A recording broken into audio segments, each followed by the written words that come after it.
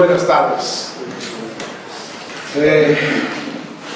Hoy vamos a ver el periodo persa de una manera un poquito escueta, rápida. Sobre todo vamos a profundizar en el primer regreso de Judá a su tierra, después de haber cumplido 70 años en Babilonia. Y vamos a ver que los comanda o los va a dirigir un hombre llamado Zorobabel, y que va a fungir como un gobernador, y juntamente con un sumo sacerdote llamado Yeshua.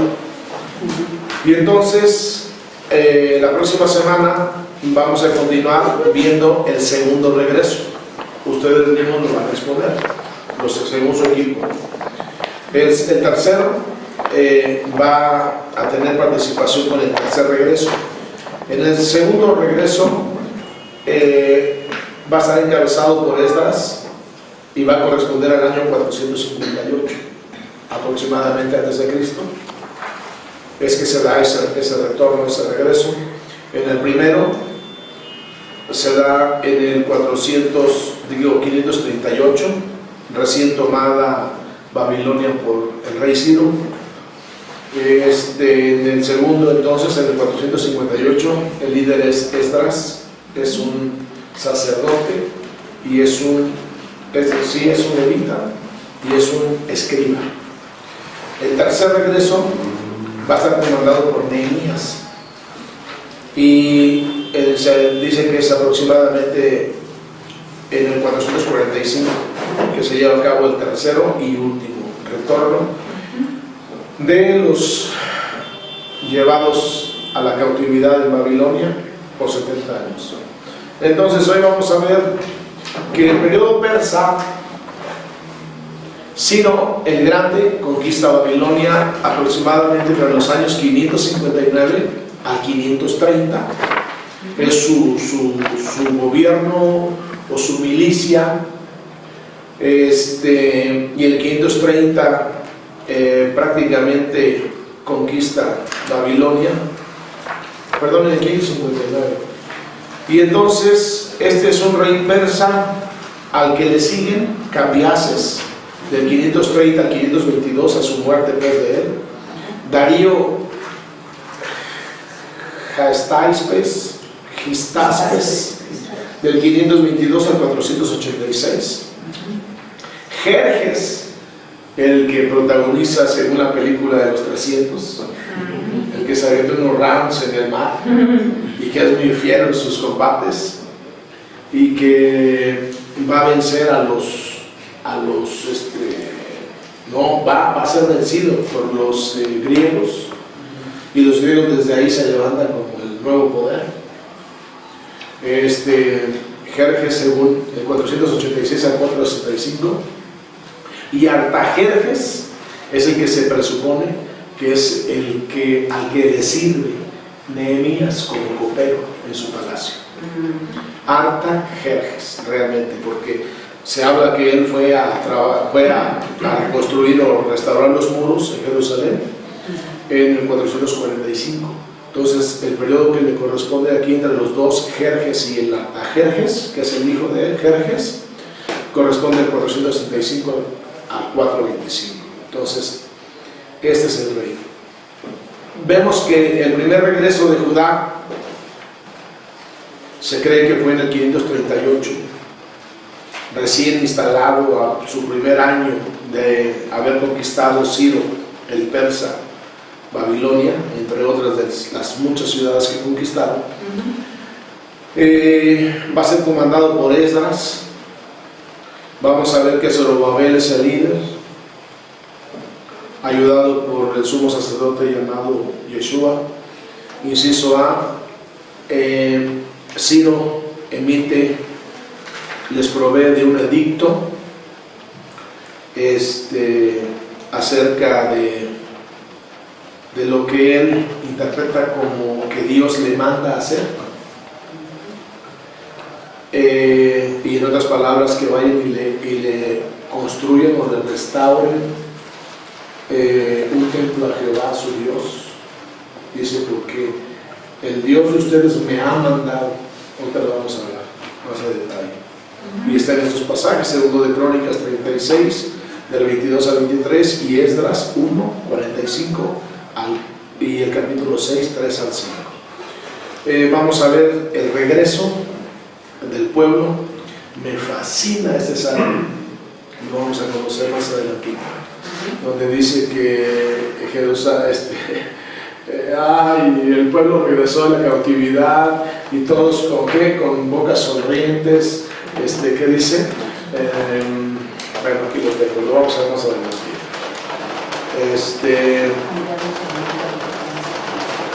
Y bueno, ¿qué más vamos a ver? La edificación del templo de Jerusalén, que va a tardar cerca de 20 años, de 16 a 20 años. Esdras 3:6 lo tiene, y vamos a ver el principio entonces del retorno de la cautividad y la reiniciación de la construcción. Y vamos a ir leyendo conforme vayamos avanzando, pero ahorita vamos a meternos al primer regreso de Judá a su tierra. Quisiera yo hablar acerca de cuando nosotros tenemos un aprecio, un gusto. Órale, esa hermana Buda. Muy bien, apenas para este momento. Resulta, amados, que cuando tú y yo somos de algún punto de la República Mexicana, cuando yo recuerdo que en mis tiempos mozos, cuando me pusieron a estudiar aquí, una vez que llegué, y ya estaba la superior, y tenía mucho arraigo con mi tierra. Mi tierra dicen que no es tan bonita, pero para mí sí lo es. Mi tierra no es tan productiva como otras, más templadas, de clima más templado, pero para mí sí lo es. Mi tierra tiene temperaturas muy altas y se ve como a la 1 de la tarde no se alcanza a distinguir quién viene ahí a 50 metros, porque así está el sol.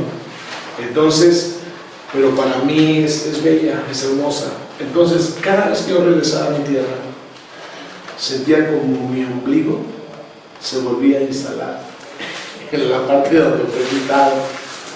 Es decir, me siento feliz, me sentía feliz. Y aunque las vacas no den leche, que estén medio secas y a falta de pasto, pero yo era feliz. Y yo creo que esto mismo pasó con este pueblo, que fue llevado 70 largos años, la vida de una persona. ¿Cómo se fueron unos jovencitos y regresaron ya bien maduritos? ¿Cómo se fueron unos medios viejitos y ya no regresaron? ¿Cómo se fueron unos niños y regresaron unos maduros? No tan maduros como los primeros que vi, pero todos con un gusto, haciendo fiesta. Ahorita lo vamos a ver. Unos tocando instrumentos, los músicos, y otros cantando, y el pueblo cantando alabanzas a Dios. ¿Por qué? Porque había sido muy bueno, los había guardado, los había prosperado en una tierra a donde llegaron a servir. Pero ahora sí que hasta 7 siervos se hicieron. Los siervos tenían siervos, pero ahora sí que nótese pues la expresión. Construyeron empresas, establecieron negocios, fueron muy prósperos. No regresaron todos, pero sí regresaron muchos. Ahorita lo vamos a ver, cerca de 50,000 personas. Entonces, ¿qué quiero decir con esto? Que no cabe duda que Dios, nuestro Dios, es muy bueno. Amén. Él solamente los llevó para curarlos de idolatría, para curarlos de los malos monarcas que los gobernaron y que los hicieron, y de falsos profetas también, que en todo tiempo profetizaron pura falsedad, que le hicieron creer al pueblo que regresarían al segundo año, que para qué arrepentirse. Entonces, en otras palabras, el retorno de este pueblo nos está diciendo una cosa: que Dios tiene un propósito.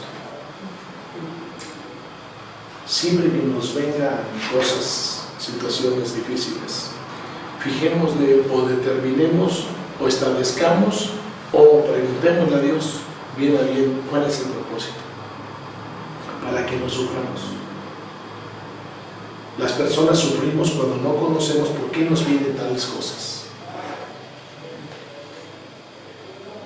y en ese momento hay un propósito muy grande. Yo lo veo a través de la palabra de Dios. Es que Dios es fiel para cumplir todo lo que le prometió al pueblo a través de sus profetas y a su siervo Abraham. Amén. Y como en tiempos de dificultad, porque se cree, quiero compartirte esto, se cree que en los 3 eventos cuando se llevaron al pueblo en 3 diferentes tiempos, uno en el 605, otro en el 598 y otro en el 586, a Babilonia, 3 eventos diferentes. En el segundo se llevan a Ezequiel, en el primero a Daniel. Se dice que se llevaron cerca de 10,000 en cada evento. ¿Cómo es que en este primero regresan aproximadamente 50,000? ¿Cómo es entonces de entender que en tiempos difíciles, que eran esclavos o siervos, Dios todavía los prospera? Aumenta el número, como en el primer censo con respecto al segundo. En el libro de Números, 39 años de diferencia. Como no nada más hubo una baja de 2,000 del primero y no se murieron todos los de edad de 20 años para arriba. O sea, como Dios, de veras, es que lo hablamos en la primera clase con el primer grupo y decíamos que como Dios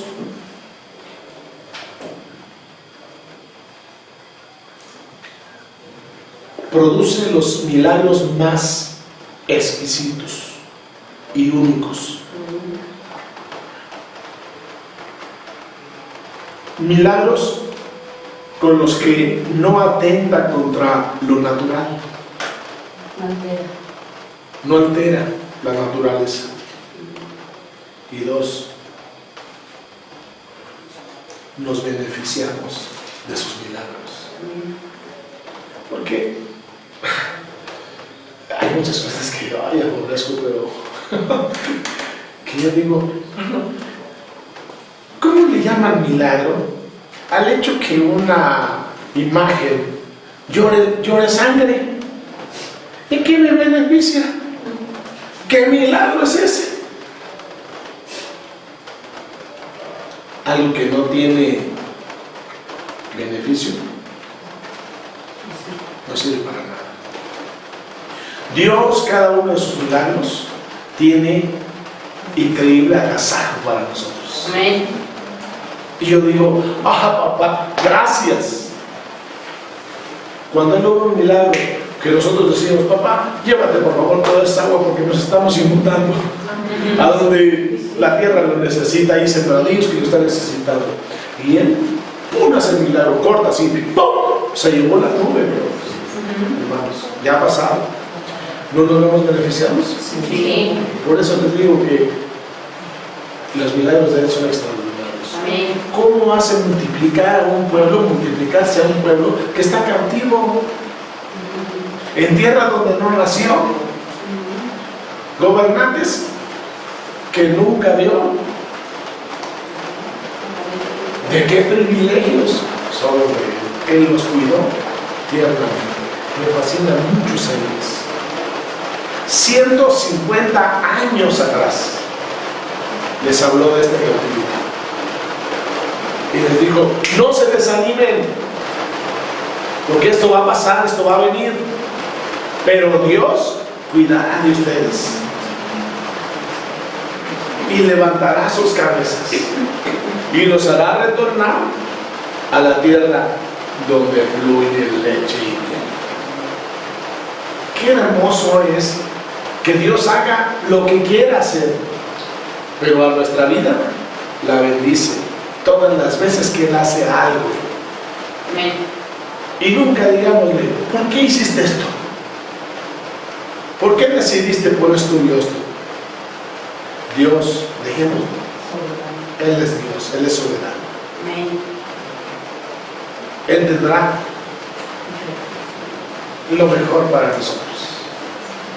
Y no permitirá que ningún saltamontes, oruga, pulgón y nalgón quiera. ¿O qué dijiste? Langosta.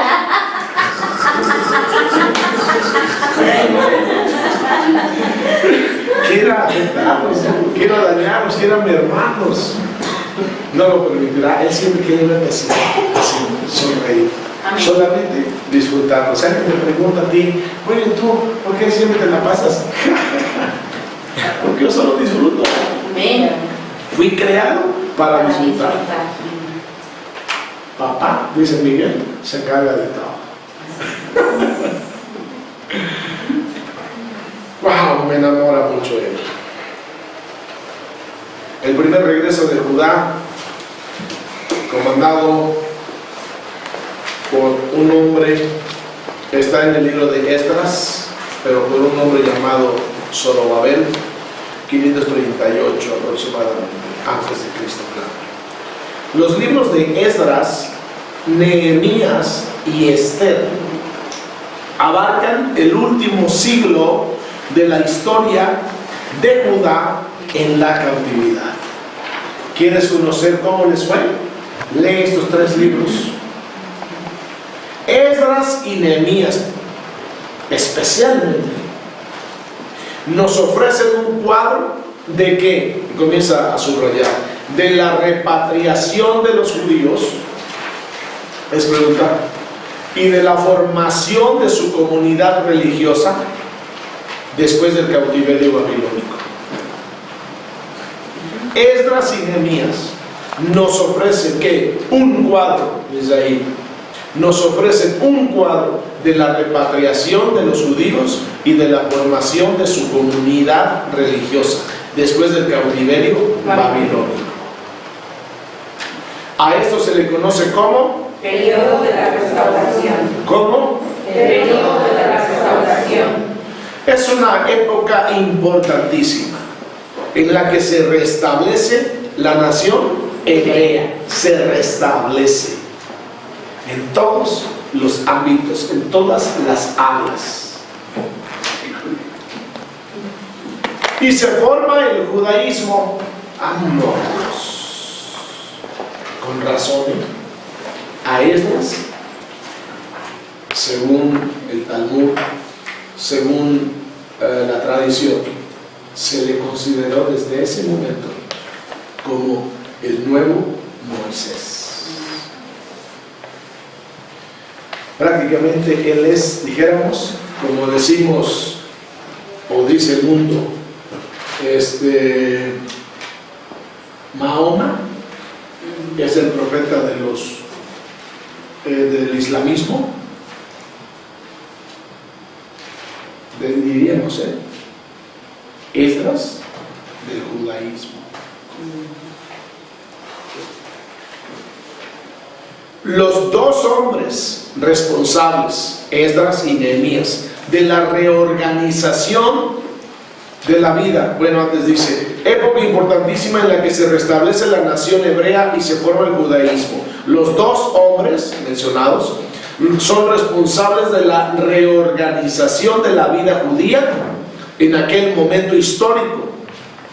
Y estos pues fueron Esdras y Nehemías. Propósito de los libros de Esdras y Nehemías. Dios había cumplido la promesa hecha a los profetas de que haría regresar a Palestina a su pueblo cuando lo llevara al desierto, al destierro por los monarcas paganos, esa fue la causa, y para disciplinar a su pueblo y terminar tajantemente con el mal de la idolatría mediante el cautiverio. Y ahora lo hace volver a su tierra amada. ¿Cuál es el propósito aquí? Disciplinar a su pueblo y terminar tajantemente con el mal de la idolatría. Exactamente. Entonces es una promesa cumplida. ¿A quién? A los profetas que hablaron, entre ellos Jeremías, obviamente, que es el que dio los años, capítulo 25 me parece, y entonces él refirió que 70 años serían llevados a su cautividad, a Babilonia. Y entonces es una promesa que él está cumpliendo, como respaldando las palabras de los profetas que hablaron, que serían llevados, ya sería llevada.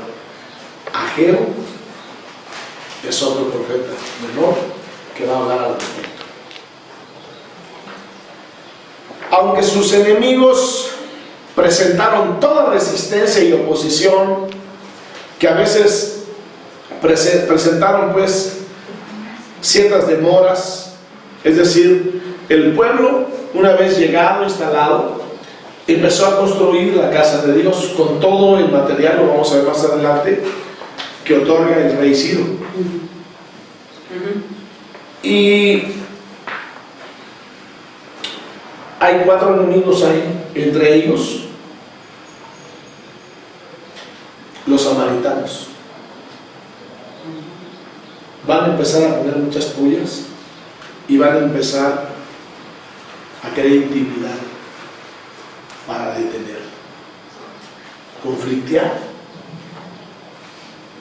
para que el pueblo no siga construyendo lo que está construyendo. Se detuvo la obra de 16 a 20 años. Y entonces Dios los va a reprender con los mensajes de Zacarías. Y hay otro profeta menor, Ageo. Y en ese momento le van a echar ganas. Siempre la palabra de Dios trae edificación para nuestras vidas, exhortación y consuelo. Y a través de estos profetas se van a volver a motivar.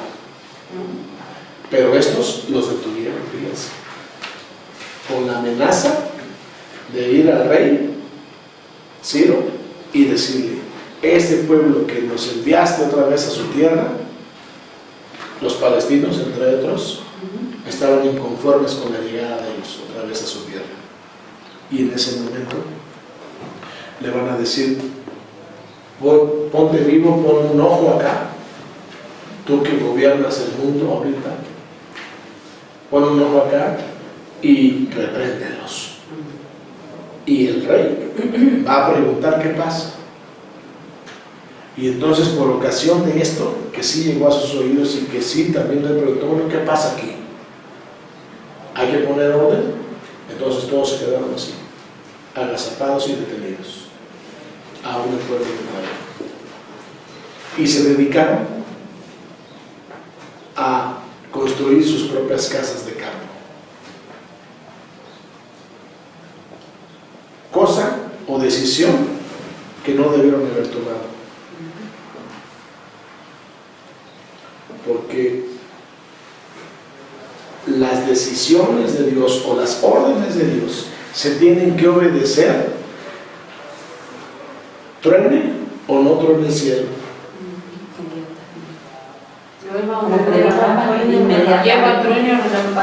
Es inmediatamente, rápidamente hay que cumplir sus órdenes, porque si no ya no es obediencia. Entonces él lo hicieron. Y aquí al pueblo le faltó discernimiento. Y por sobre tus amenazas debe haber construido. Ya lo había demostrado Nehemías que sí se podía. Ya lo había demostrado Esdras que sí se podía. Y bueno,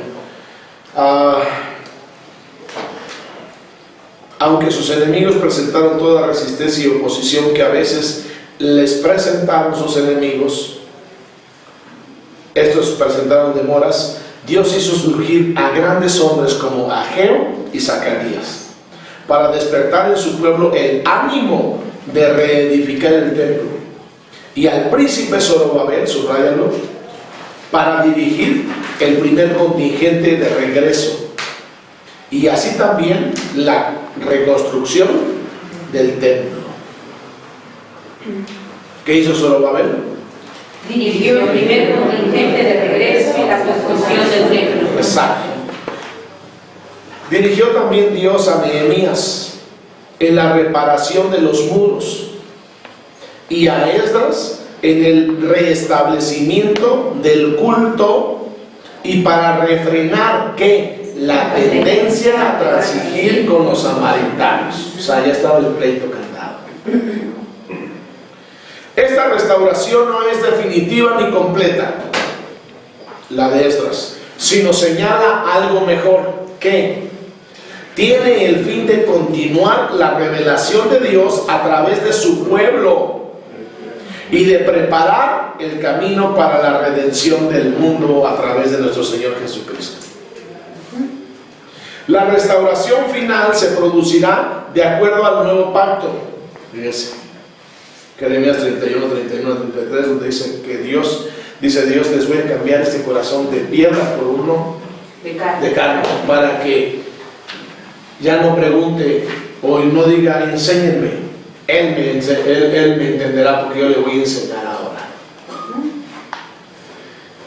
La primera gira alrededor de la ley de Moisés, pero la final tendrá su centro en Cristo crucificado y resucitado. ¿Qué dice Zacarías 12:10?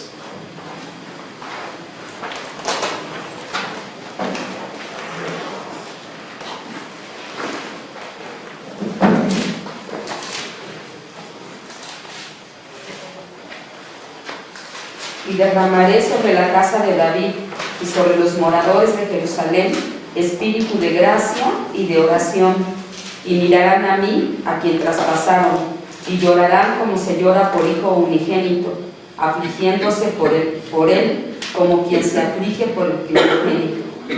Entonces, esta restauración no es definitiva, la que está llevando a cabo Esdras.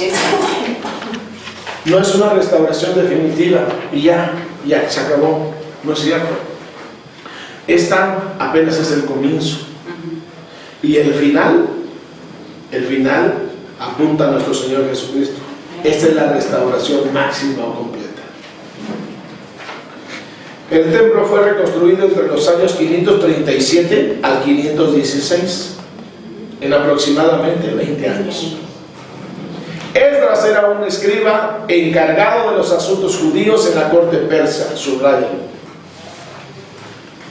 Por lo que se sabe que los textos 4:8 al 6:18 y 7:12 al 26 están escritos en arameo, la lengua de ese tiempo. ¿Por qué? Porque él estaba como encargado de los asuntos judíos en la corte persa, donde se hablaba el arameo. Era un hombre que se convirtió en el padre del judaísmo, subraya, con sus tres ideas esenciales: la raza escogida, o sea, el pueblo escogido de Dios, la ley y el templo. Según la tradición rabínica, Esdras hizo coleccionar y recopilar los manuscritos sagrados de los hebreos, cambiando su escritura hecha en alfabeto hebreo antiguo a la lengua aramea, que ya hablaba el pueblo judío en esa época, porque 70 años por esas tierras pues se olvidaron hasta del hebreo.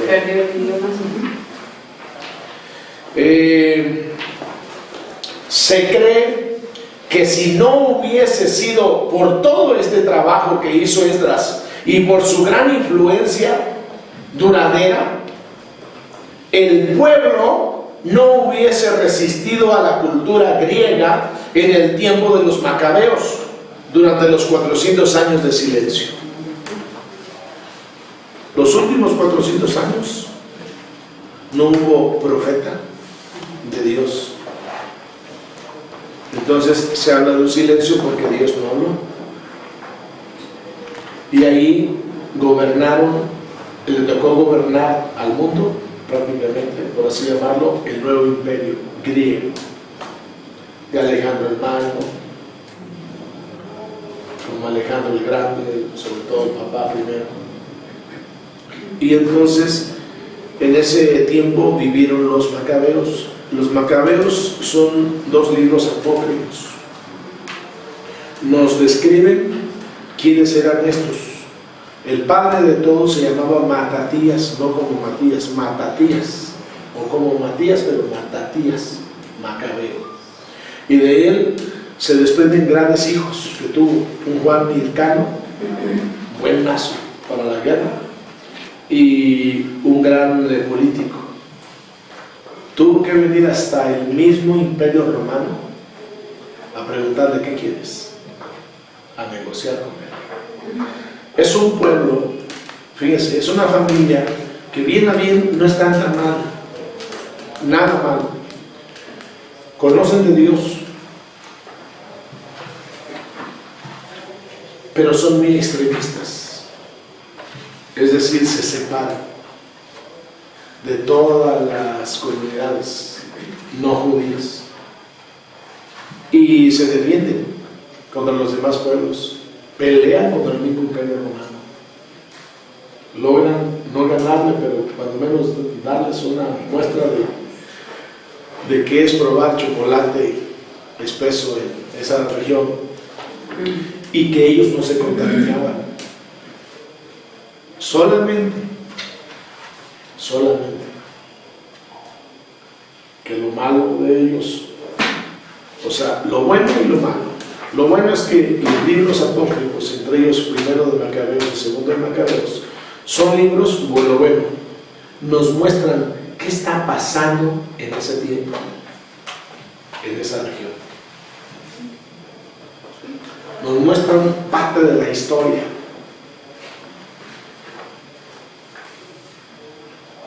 Un panorama, pero lo malo es que al menos los libros se reprueban porque comienza a hablar de cosas como fantasmagóricas, es decir, que en eso vino un caballo con una espada del cielo, cayó y empieza a distorsionar, y como que la gloria y la honra para Dios, como los 66 libros que están en nuestra Biblia, como que ahí cambió, y por eso fueron sacados o nunca fueron incluidos. Apócrifos significa desconocidos y oscuros.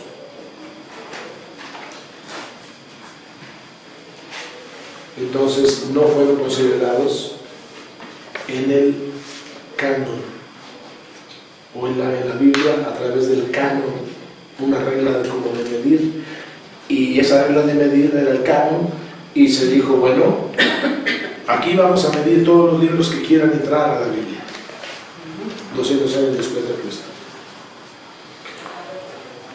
por unos 70 ancianos judíos. Y entonces dijeron, la vara de medir es esta.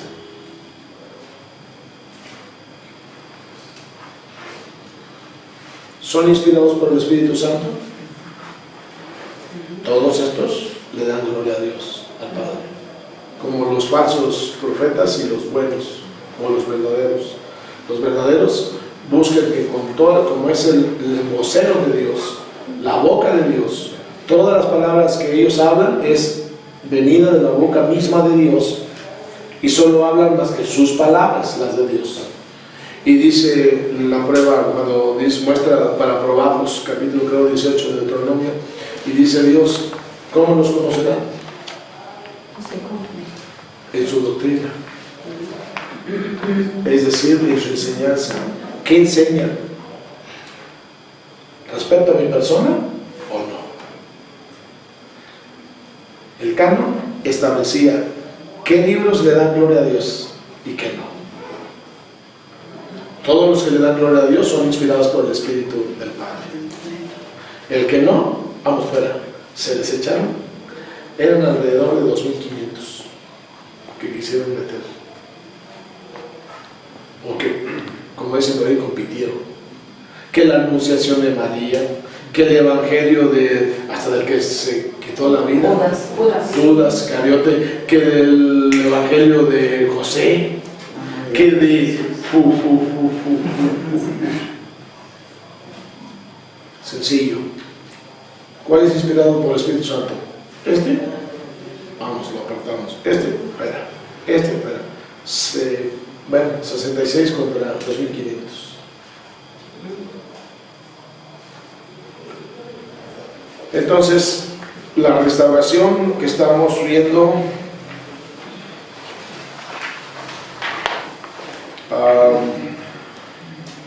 según la tradición rabínica, Esdras hizo coleccionar y recopilar los manuscritos sagrados de los hebreos, cambiando su escritura hecha en alfabeto hebreo antiguo a la lengua del arameo, que ya hablaba el pueblo judío en esa época. Se cree que si no hubiese sido por todo el trabajo de la recopilación que hizo este hombre y por su influencia, que duró mucho tiempo, el pueblo no hubiese resistido a la cultura griega en el tiempo de los macabeos, durante los 400 años de silencio. Ojo, siempre Dios conoce el futuro, ¿no? Conoce lo que viene para su pueblo. Entonces Él obviamente puso un espíritu noble, pujante en la vida de Esdras, para volver a recapitularlo todo. Con lo que otro libro a lo mejor se había salido algún mandamiento, porque todo era en base a la ley de Moisés. Todo lo juntó y de una vez se los tradujo a la lengua aramea, para que no dejaran de observar los mandamientos de Dios y cumplirlos. Y si este trabajo no se hubiese hecho, entonces ellos están en ceros para comenzar un periodo donde Dios no va a hablar. Y cada quien vivió como quiso. He ahí el surgimiento después de los fariseos. Los fariseos van a surgir cuando a alguien le gusta estudiar la Biblia. Vean la historia de la iglesia y les va a hablar acerca de este asunto, el surgimiento de los fariseos cerca del año 200 antes de Cristo.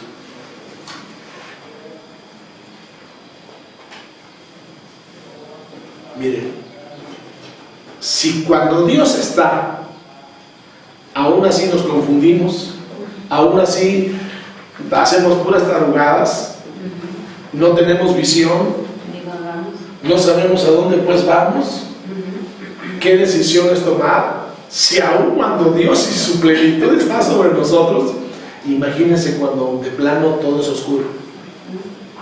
Ese tiempo no me hubiese gustado jamás vivir.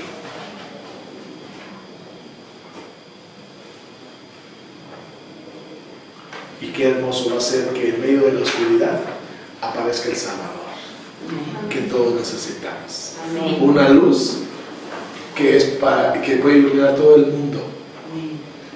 Y con la palabra que había en su boca, siempre fresca, siempre proveía dirección a todos los perdidos, porque Él vino a buscar a los perdidos, impactarlos con su luz, con su ministerio, con su vida, y proyectarlos ahora sí hacia una visión clara.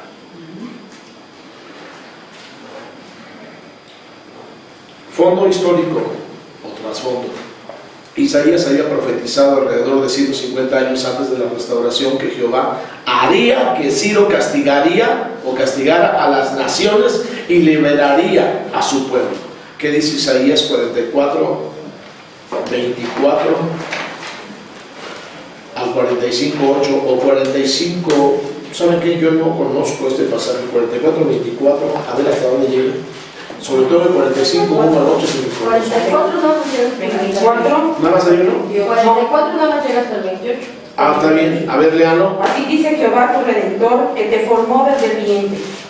Yo Jehová, que lo hago todo, que extiendo sobre los cielos, que extiendo la tierra para mí mismo, que deshago las señales de los adivinos y enloquezco a los saboreos, que hago volver atrás a los sabios y desvanezco su sabiduría. Yo, el que despierta la palabra de su siervo y cumple el consejo de sus mensajeros, que dice a Jerusalén, serás habitada, y a las ciudades de Judá reconstruidas serán, y sus ruinas reedificaré. Wow. Que dice a las profundidades, secaos, y tus ríos haré secar. Que dice de Ciro, es mi pastor y cumplirá todo lo que yo quiero. Al decir a Jerusalén, serás edificada, y al templo serás fundada. 150 años antes del cumplimiento, ya Dios lo había profetizado a través de Isaías. Isaías había profetizado alrededor de 150 años antes de la restauración que Jehová haría que Ciro castigara a las naciones y liberaría a su pueblo. A este gran fundador del imperio persa se le llama pastor y ungido de Jehová. Es increíble que Dios tenga un ungido fuera de su pueblo, pero para que vean. Términos que significan que fue separado por Dios para ser el instrumento de la liberación de Israel. El primer regreso de los desterrados, 1 al 6. Se reorganiza el retorno a Jerusalén, Esdras 1 y 2. El decreto de Ciro, Esdras 1. El escritor sagrado señala claramente que Jehová movió el espíritu de Ciro para que permitiera el regreso de los judíos a su patria. El personaje máximo de la restauración de Jerusalén no fue Ciro, no fue Zorobabel, ni tampoco Esdras, fue Dios mismo. Amén. Acomodándose a la religión de los judíos, o sea, este rey, el monarca persa afirmó que él estaba comisionado, ¿por quién? Por Jehová, el Dios de los cielos, Para construir un templo en Jerusalén. Demostraba así verdadera generosidad al conceder que no solo el permiso para volver, sino también la ayuda material, y además de instar a los vecinos, de prestar su cooperación. Órenle, mis chavos. Pero estos tremendos los esperaron no con brazos llenos de paz, de dándoles la bienvenida, sino con trompo, con manos que pelean. En el libro de Esdras se encuentran dos copias de la proclamación de Ciro. La primera, 1 de Esdras, versículos 2 al 4. ¿Qué dice? Esto está escrito en hebreo. Así ha dicho Ciro, rey de Persia. Jehová, el Dios de los cielos, me ha dado todos los reinos de la tierra y me ha mandado que le edifique casa en Jerusalén, que está en Judá. Quien haya entre vosotros de su pueblo, sea Dios con él, y suba a Jerusalén, que está en Judá, y edifique la casa a Jehová, Dios de Israel. Él es el Dios, la cual está en Jerusalén. Y a todo el que haya quedado en cualquier lugar donde more, ayúdenle los hombres de su lugar con plata, oro, bienes y ganados, además de ofrendas voluntarias para la casa de Dios, la cual está en Jerusalén. Amén. Esto está escrito en hebreo.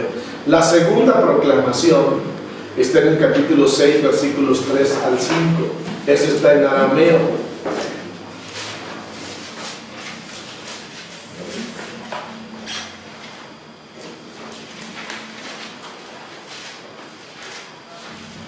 ¿6, 3 al 5?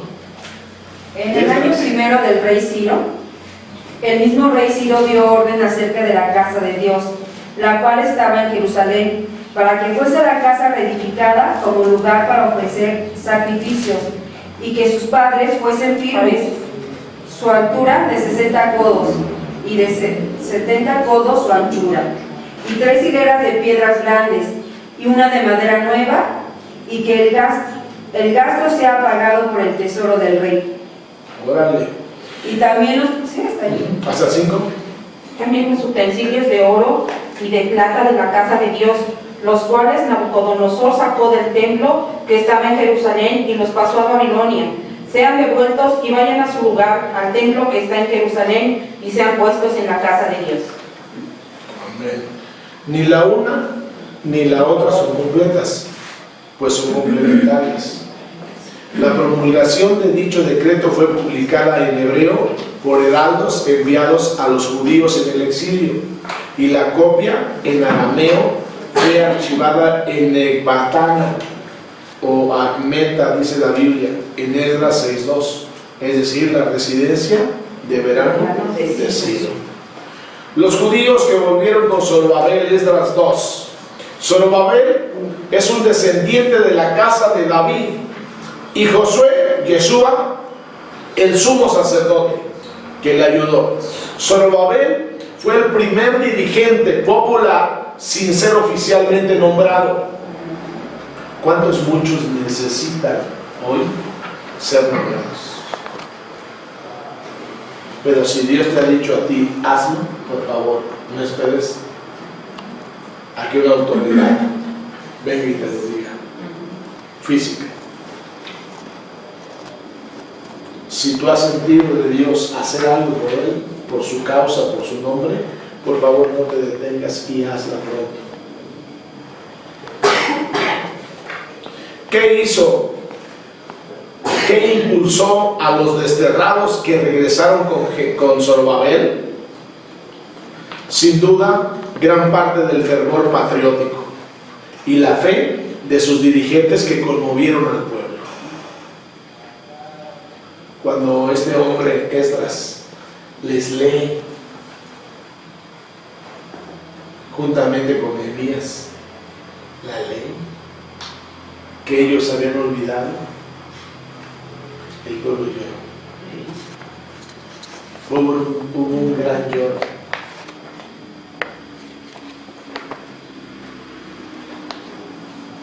Estos hombres inspiraron a otros hombres menos apasionados y juntos reedificaron la casa, los muros, y juntos volvieron a reorganizarse en su culto a Jehová. Es bueno pues que los líderes se sigan sumando en un lugar como este y que cada uno aporte según lo que ha recibido de Dios. Solamente 42.360 judíos volvieron, y con los esclavos y músicos sumaban unas 50.000 personas. Se considera este regreso como el éxodo de Israel. El gozo y los cánticos caracterizaron los preparativos y la partida. El gozo y los cánticos. ¿Habrá cánticos sin gozo? Por mi tierra, sí se la gastan así. Contratan a los endechadores, personas sin testimonio, pero que se alquilan para llorar falsamente por el muerto. Y empiezan a cantar, pero sus cánticos no son de gozo. Tienen que estar llenos de toda tristeza y dolor. Si no, no cobran.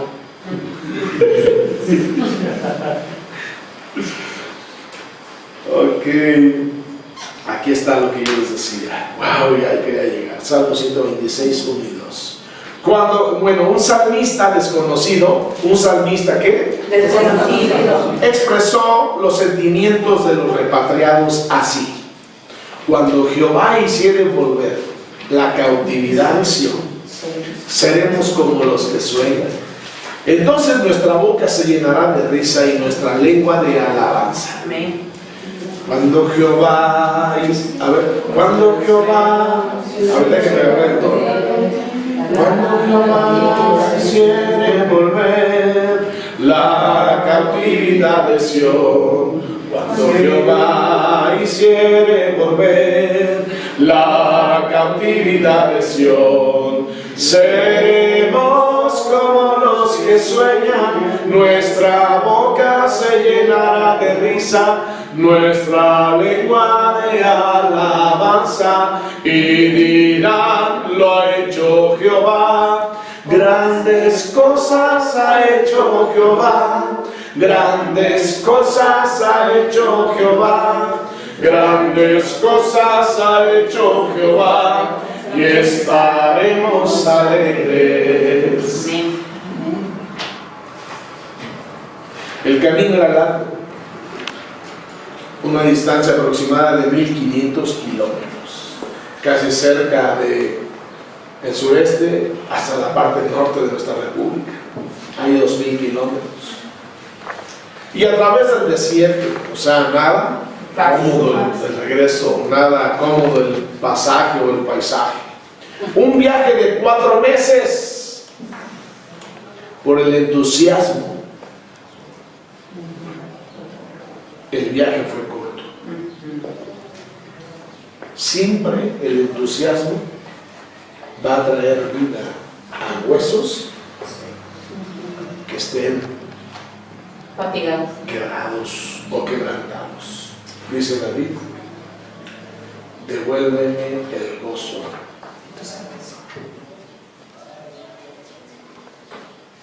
Y que un espíritu, ¿qué? Renueve estos huesos que has abatido. O sea, devuélveme el gozo, porque dicen que el rostro sonriente alegra mucho el alma.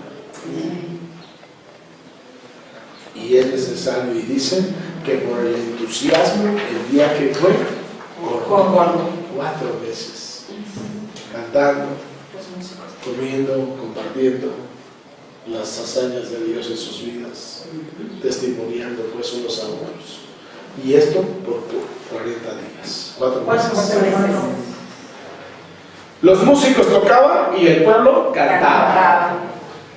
Nada de que los músicos tocaban y el pueblo chupaba, cantaban.